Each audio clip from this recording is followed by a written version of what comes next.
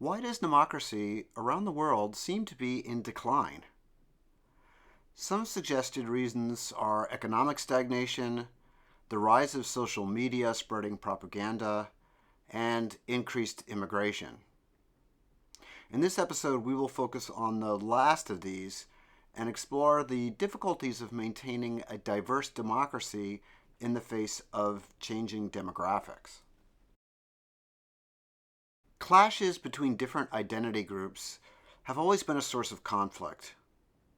If we look at history, we see that wars and genocide are frequently the result of tension between groups differing in racial, religious, or other characteristics. This suggests that national homogeneity, or similarity, may actually be a source of social stability.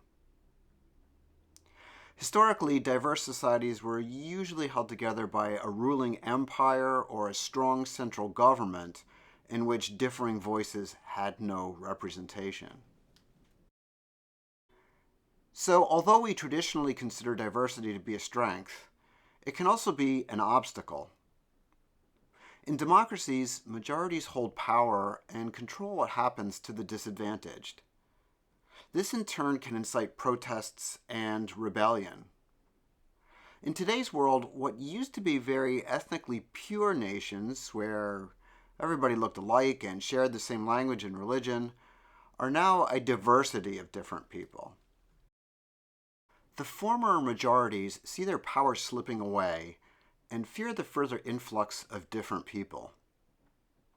Due to geographic proximity, Europe tends to receive immigrants from Africa and Asia, while the United States receives its majority from Latin America.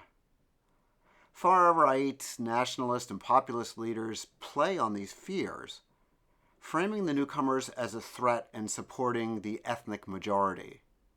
Examples of such leaders include Donald Trump in the US, Marine Le Pen in France, Recep Tayyip Erdogan in Turkey, and Narendra Modi in India. If minority groups in a democracy feel they can win an election or get representation or rights, then they bide their time until the next election. But if they feel they will never win, then the stage is set for conflict.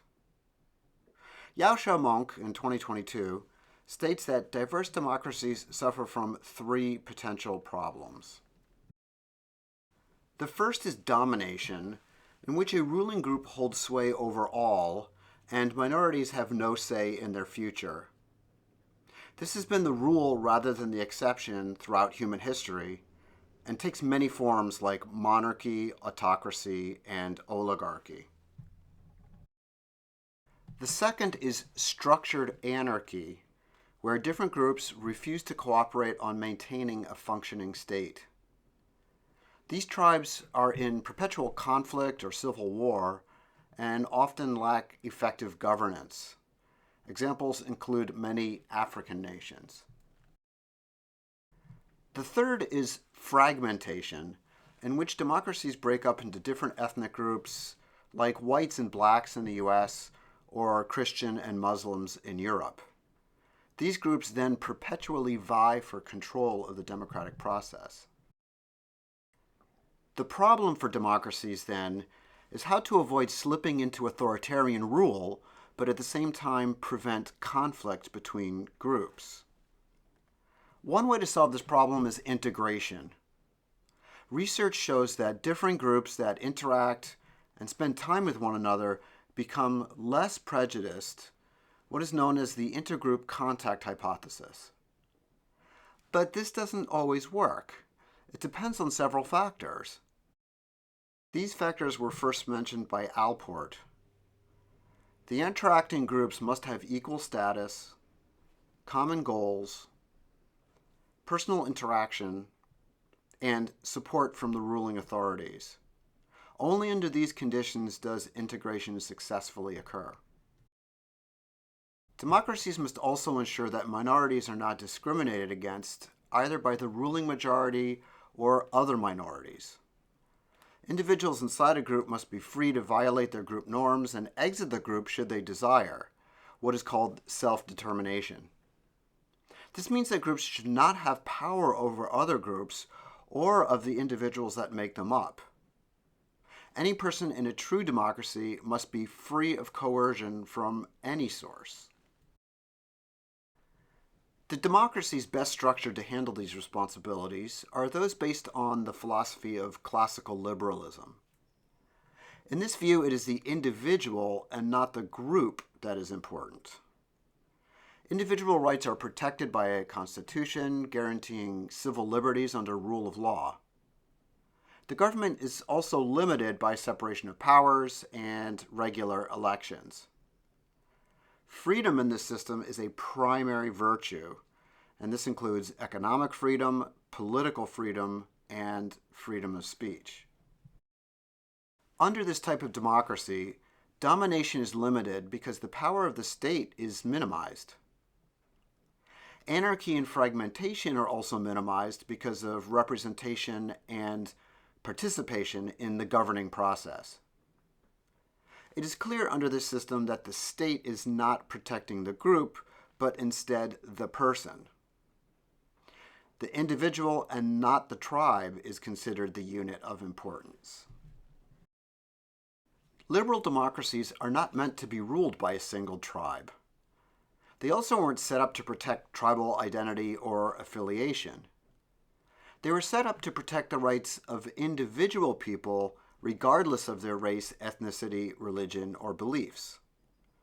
Although we pay these principles lip service in the U.S., their historical importance has been forgotten. It has been overtaken in recent history by the return to tribalism. In a liberal democracy, it is these abstract ideas that should unite people and bind them together, not their tribe. The best patriot is one who promotes national unity based on individualism, freedom, and limited government. The worst patriots are the ones who promote nationalism for their own group exclusively.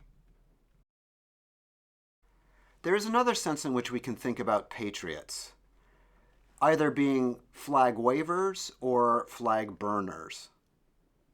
The wavers think their country can do no wrong and would shout, "Our country, do or die." They are blind to any faults their nation can commit, and what nation is perfect. The burners instead object to something their country is doing and protest against it. They may also be blind to the strengths of their nation, whatever those may be. The best stance, it seems, is to love one's country the more closely it adheres to a true democracy, but to object and protest when it deviates from this. Civic or inclusive patriotism does not mean that we have to give up our tribal identities. These can coexist alongside pride in one's country. Everyday people take pride in being, for example, an American, and in also being either Jewish or Muslim. But the future of democracies might not be so bleak. Immigrants are assimilating at more rapid rates, and attitudes towards them across several countries are becoming more open. Interracial marriages are occurring more frequently, and wage gaps between some groups are closing. Countries that are growing economically are more tolerant and happy. It should therefore be a goal of any democratic government to promote economic growth. This will create social mobility and allow minorities to assume majority status on demographic outcomes like health, education, and income. Immigration policy also clearly needs reform. Global immigration across borders will only increase in the future, being driven by factors like climate change. Immigration can certainly be a good thing. It increases the number of available workers, but it also puts a strain on the welfare system and poses security risks. So countries need to develop a system that effectively manages these future increased numbers.